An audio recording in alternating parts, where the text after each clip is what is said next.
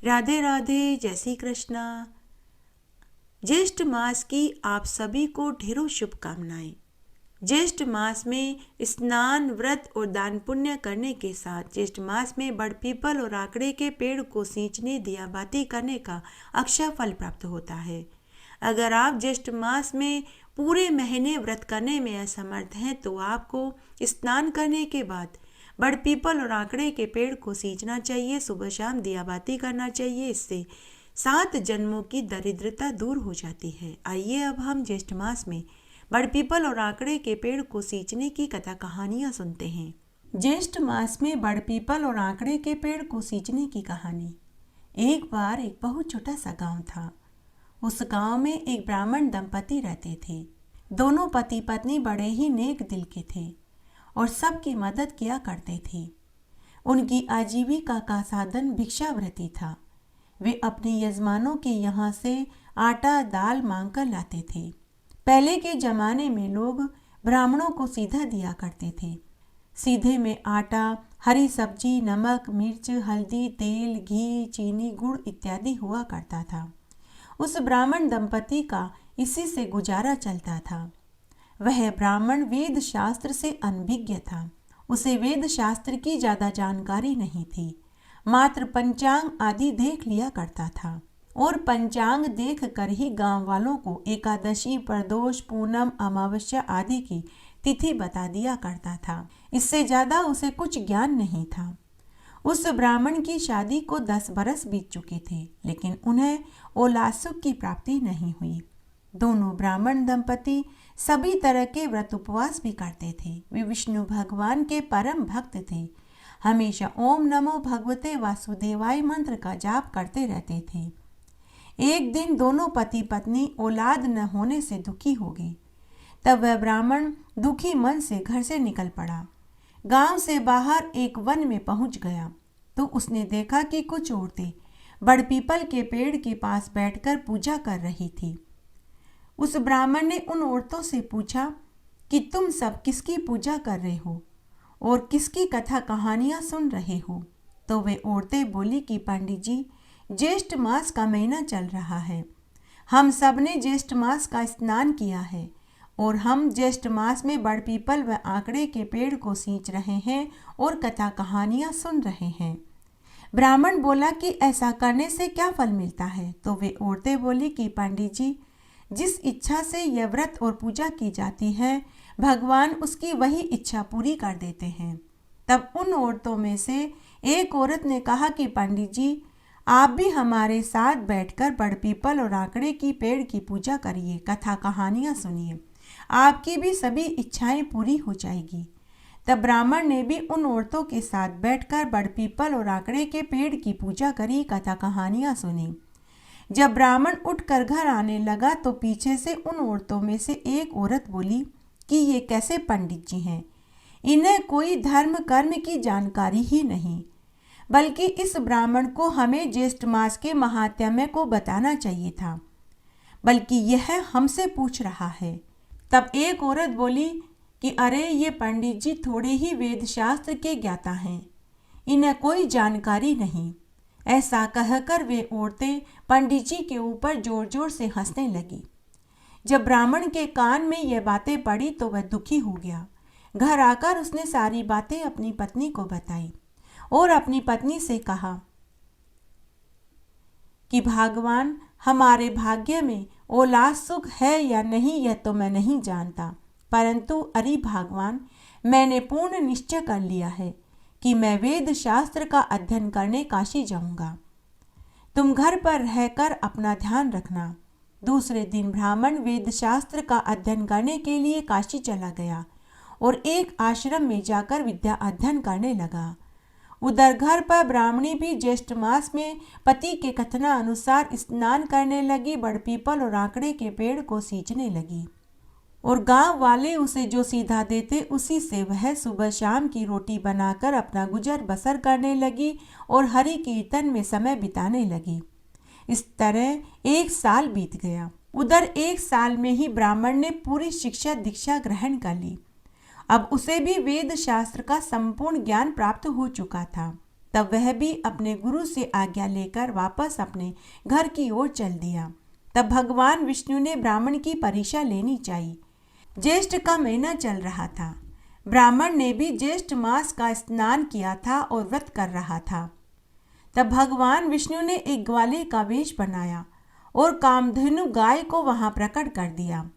भगवान ने कामधेनु गाय से कहा कि हे देवी, आप बीमार और लहूलुहान होकर दर्द से कराने का नाटक करिए। तब उसी समय कामधेनु गाय ने एक साधारण गाय का रूप धरा और बीमार और पैरों से लाचार हो गई और उसके पैरों और मुंह से खून बह रहा था। जगह जगह गाय की खाल उगड़ी हुई थी जिसमें कीड़े पड़े हुए थे और ग्वाले रूप में भगवान विष्णु गाय के पास बैठकर करुण रुदन कर रहे थे कि तभी वह ब्राह्मण उस स्थान पर पहुंच गया। ब्राह्मण ने जब गाय की ऐसी दशा देखी तो उसे बहुत दया आई। उस ब्राह्मण ने ग्वाले से पूछा कि अरे भाई, क्या यह गाय तुम्हारी है? इसकी यह हालत कैसे हुई?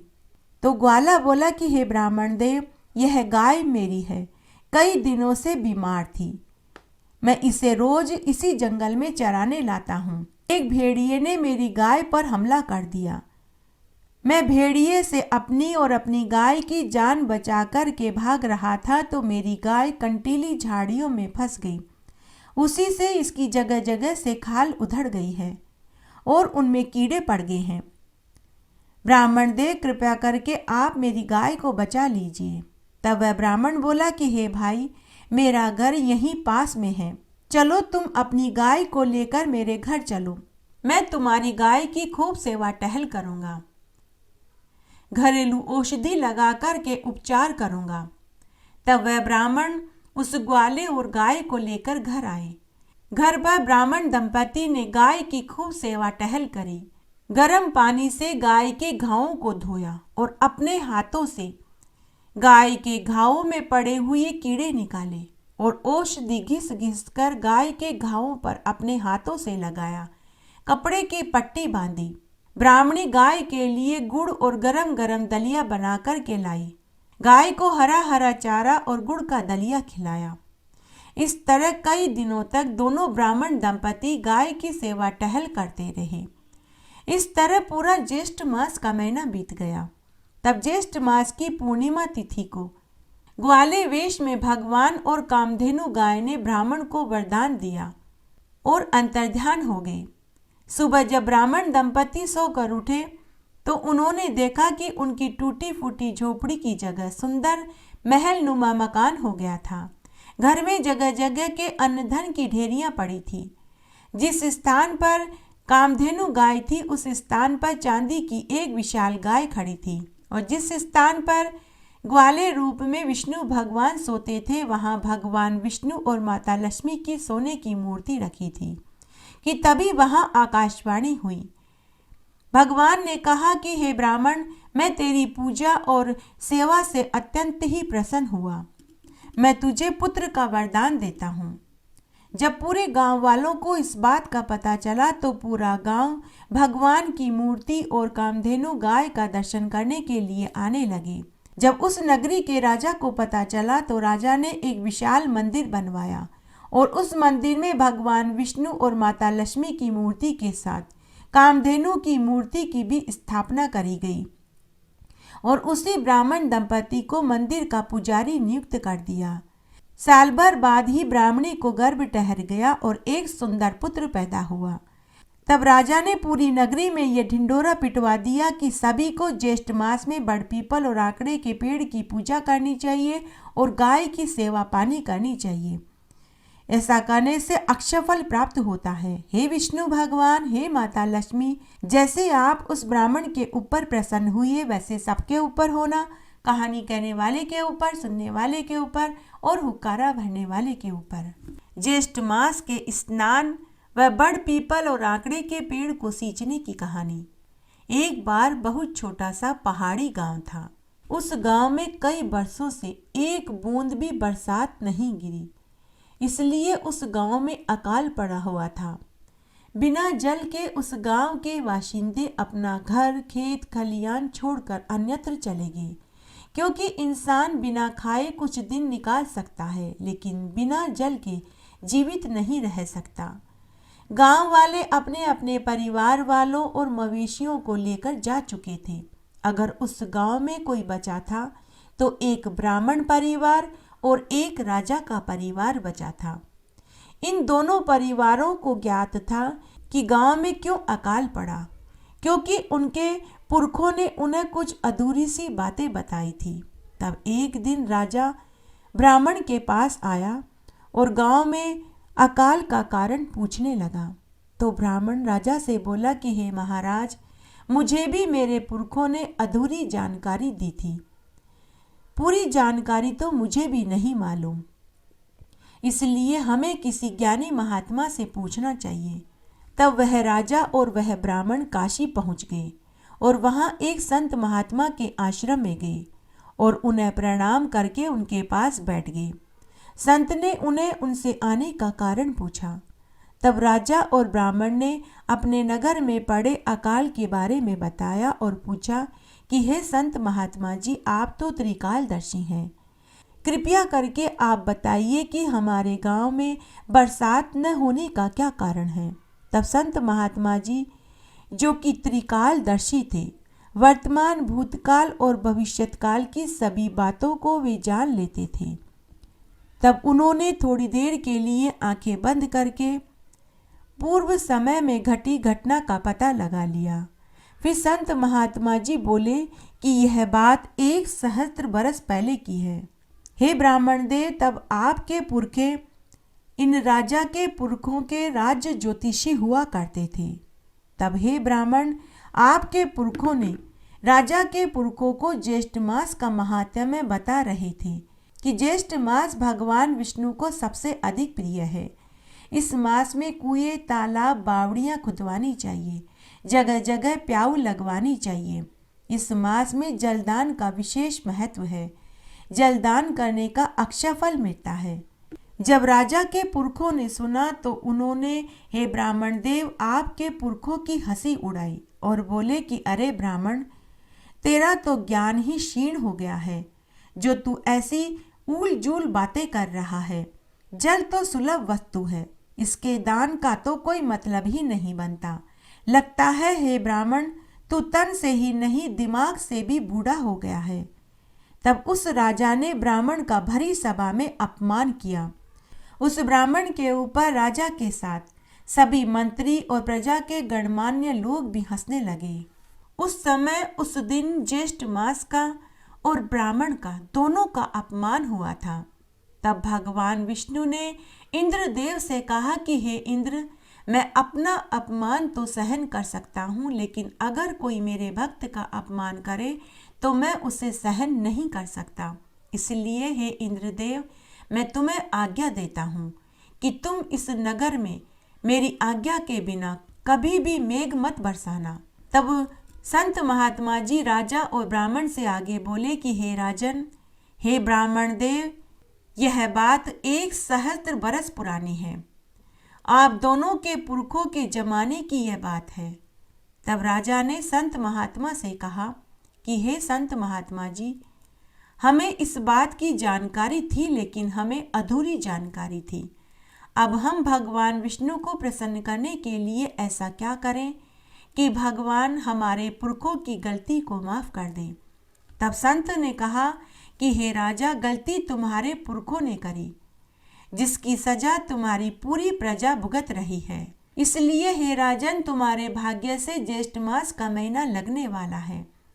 तुम ज्येष्ठ मास में सुबह जल्दी उठकर स्नान करके भगवान विष्णु के नाम की स्तुति करो, बड़ पीपल और आंकड़े के पेड़ को सींचो, जगह जगह प्याऊ खुदवाओ, चिड़ी कबूतरों के लिए पेड़ों पर परिंदे बांधो, जानवरों के लिए होद बनवाओ। ज्येष्ठ मास में ब्राह्मणों को दही चावल का नित्य प्रति दान करो। गरीबों और ब्राह्मणों को जूता, छाता, ताड़ का पंखा, ककड़ी, शरबत, आम, तरबूज, खरबूजा आदि दान करो। हे राजन, तुम सबसे पहले अपने इसी ब्राह्मण से व इसके पुरखों से अपने पुरखों की गलती की क्षमा मांगो। तब राजा ने उसी समय ब्राह्मण के पैर पकड़कर अपने पुरखों की तरफ से हुई गलती की क्षमा मांगी। तब ब्राह्मण ने राजा से कहा कि हे राजा, जो गलती आपके पुरखों ने करी उस गलती को हमें ही सुधारना होगा।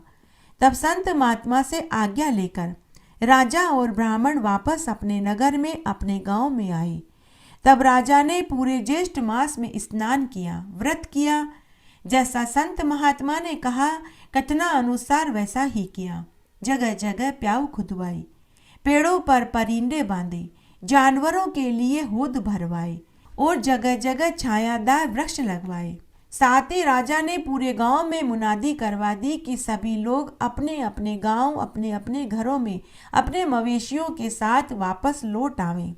मुनादी सुनने के बाद सभी गांव वाले अपने अपने परिवार और मवेशियों को लेकर वापस अपने अपने घरों में आ गए।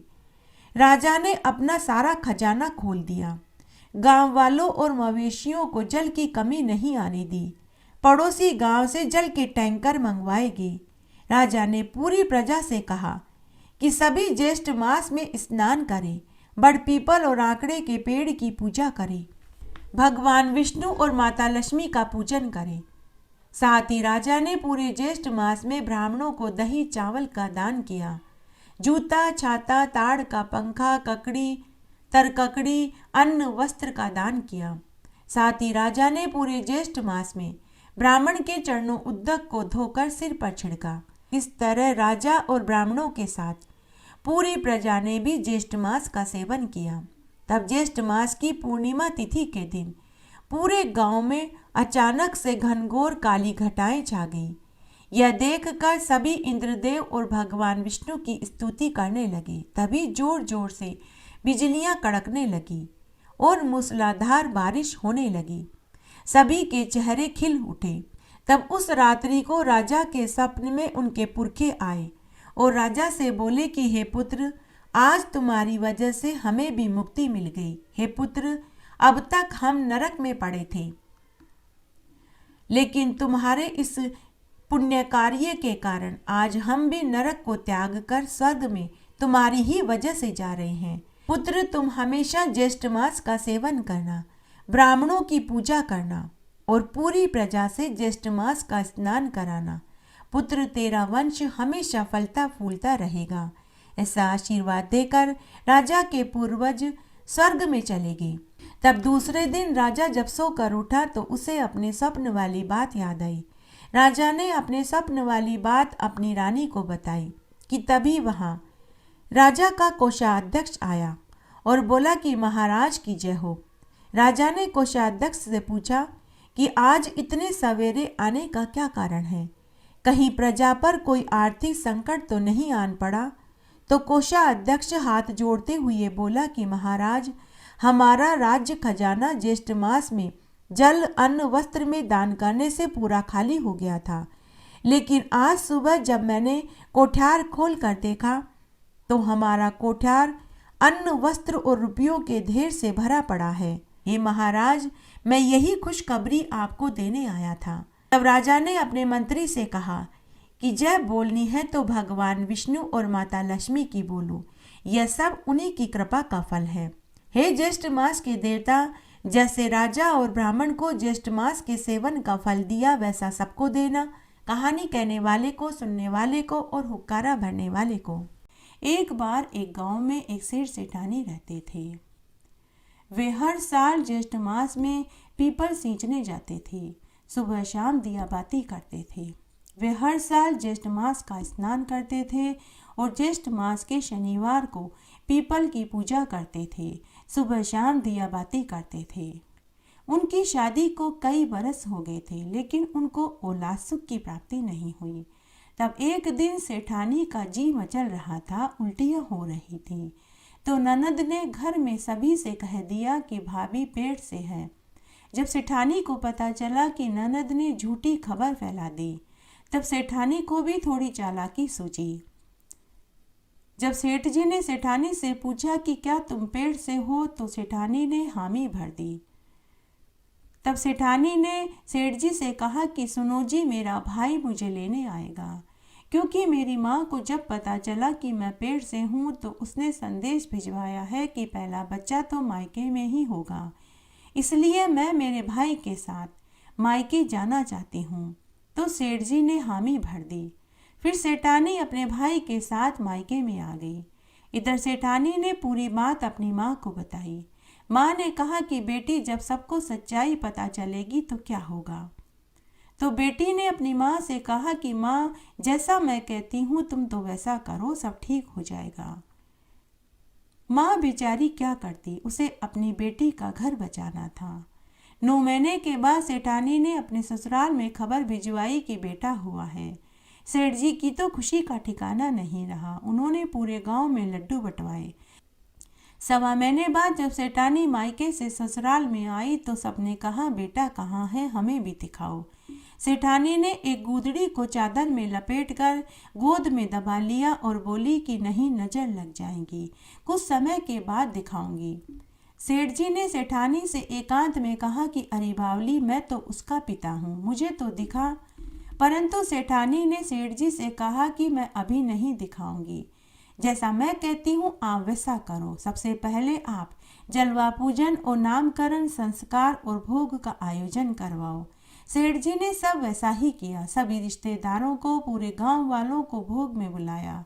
ननद ने सोने का हार नेग में मांगा। सेठ जी ने सबको सब दिया। जब पंडित जी ने कहा कि बच्चे का नामकरण करेंगे, बच्चे को लेकर आओ, तो सेठानी ने कहा कि आप इस कटार को देखकर नामकरण कर दीजिए। अभी बच्चे को बाहर नहीं लाएंगे, नहीं तो हमारे बच्चे को नजर लग जाएगी। तब पंडित जी ने कटार को सामने रखकर नामकरण कर दिया। पूरा आयोजन खूब अच्छे से संपन्न हो गया। इस तरह खुद सेठ जी ने भी अपने बच्चे को नहीं देखा। इस तरह 9 साल निकल गए। तब एक दिन सेठानी सेठ जी से बोली कि सुनो जी, हम अपने बच्चे को काशी पढ़ने भेजेंगे। उस दिन सेठ जी को बहुत क्रोध आया। सेठ जी ने सेठानी से कहा कि किसको काशी पढ़ने भेजेंगे, कहाँ है हमारा बेटा, क्यों मेरा बुढ़ापा खराब कर रही हो, क्यों तुम अपने साथ मेरी जगह हसाई करने पर तुली हो। तब सेठानी ने वापस ठंडे छींटे अपने पति के ऊपर डाले और प्यार से पति के सिर पर हाथ सहलाती हुई बोली कि देखो जी, आप तो बिना बात ही गुस्सा हो रहे हैं। मैं क्या आपका बुरा चाहती हूँ? अपने बेटे की भलाई के लिए लोग न जाने क्या क्या करते हैं, आप इतना सा भी नहीं कर सकते। तब सेठ जी का गुस्सा थोड़ा शांत हुआ। उन्होंने कहा कि ठीक है, हम अपने बच्चे को काशी पढ़ने भेजेंगे। पूरे गांव में यह खबर आग की तरह फैल गई कि सेठ जी का बच्चा काशी पढ़ने गया है, 10-12 साल बाद ही लौटेगा। तब एक दिन सेठानी वापस सेठ जी से बोली कि देखो जी, हमारा बेटा काशी पढ़ने गया है, न मालूम कब लौटेगा। तब तक आप उसके लिए कोई अच्छा सा परिवार देखो, कोई सुसंस्कृत लड़की तलाश करो, हम कटार से उसकी सगाई और शादी कर देते हैं। तब सेठ जी बड़े ही अनमने भाव से सेठानी की बात को मान गए। उसके बाद सेठानी ने सेठ जी से कहा कि देखो जी, ऐसी लड़की ढूंढना जो घर को बांधने वाली हो, घर को तोड़ने वाली न हो। सेठानी ने सेठ जी को एक आटे की पोटली दी जिसमें 10-12 सोने की मोहरें छुपा दी। इस बात की जानकारी सेठानी ने सेठ जी को नहीं दी। सेठानी ने सेठ जी से कहा कि देखो जी, ये आटा ले लो, जहाँ भी रात्रि विश्राम करो वहाँ उन्हें यह आटा देकर अपने खाने के लिए रोटियां बनवा लेना। सेठ जी ने आटे की पोटली ली और दूसरे गांव में लड़की देखने के लिए चल पड़ा। जब सेठ जी दूसरे गांव में पहुंचे तो चौपाल के पास एक नीम के पेड़ के पास जाकर के बैठ गए। उन्होंने देखा कि गांव की कुछ लड़कियां घर घर बनाकर खेल रही थी। उनमें से एक लड़की अपने लिए मिट्टी का घर बनाती लेकिन तोड़ती नहीं। जब अन्य लड़कियां उसके मिट्टी के घर को तोड़ने लगती तो वह उन लड़कियों को अपना बनाया हुआ मिट्टी का घर तोड़ने नहीं देती और कहती कि मुझे घर बनाना है, तोड़ना नहीं है। सेठ जी ने उस लड़की के मुख से यह बात सुनी तो वे समझ गए कि यही लड़की मेरे लड़के के लिए ठीक रहेगी। शाम को जब सभी लड़कियां अपने अपने घर जाने लगी तो सेठ जी उसी लड़की के पीछे पीछे चलने लगे। सेठ जी ने उस लड़की से कहा कि बेटी, तुम्हारा क्या नाम है? और तुम कहाँ रहती हो? मुझे तुम्हारी माँ से मिलना है। तब वह लड़की सेठ जी को लेकर घर आई।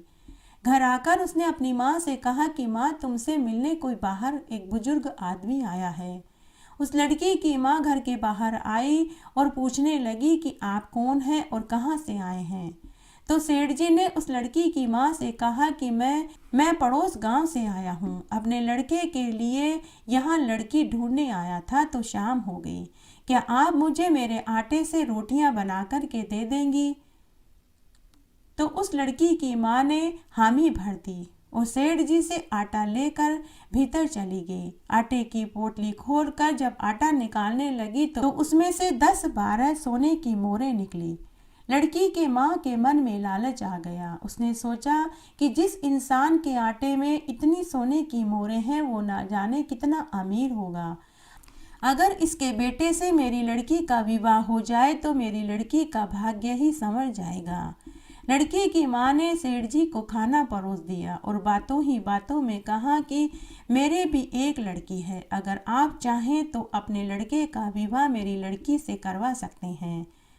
सेठ जी ने कहा कि मेरा लड़का तो काशी पढ़ने गया है, कुछ साल बाद ही लौटेगा। अगर आप अपनी लड़की का विवाह कटार से करा के मेरे साथ विदा कर दें तो बहुत अच्छा होगा। लड़की की माँ राजी हो गई। सेठ जी ने पहले कटार से लड़की की सगाई करवाई, फिर उसी कटार से ब्याह करवा दिया। लड़की की माँ ने खूब सारा धन दौलत देकर अपनी बेटी को विदा कर दिया। सेठ जी बहू को लेकर घर आए। सेठानी ने पहले से ही पूरी तैयारी कर रखी थी।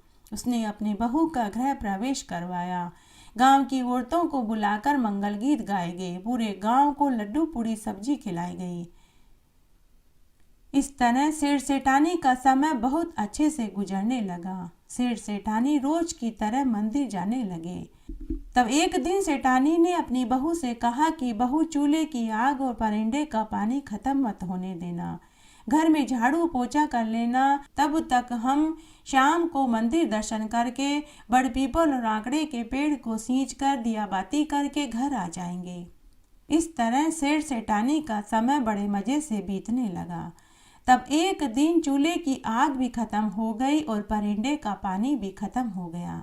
नई बहू भागी भागी पड़ोसन से आग मांगने गई और बोली कि भाभी जी, मेरे चूल्हे की आग खत्म हो गई है, मुझे जल्दी से चूल्हे की आग दे दीजिए। मेरे सास ससुर मंदिर से आते होंगे, मुझे खाना बनाना है।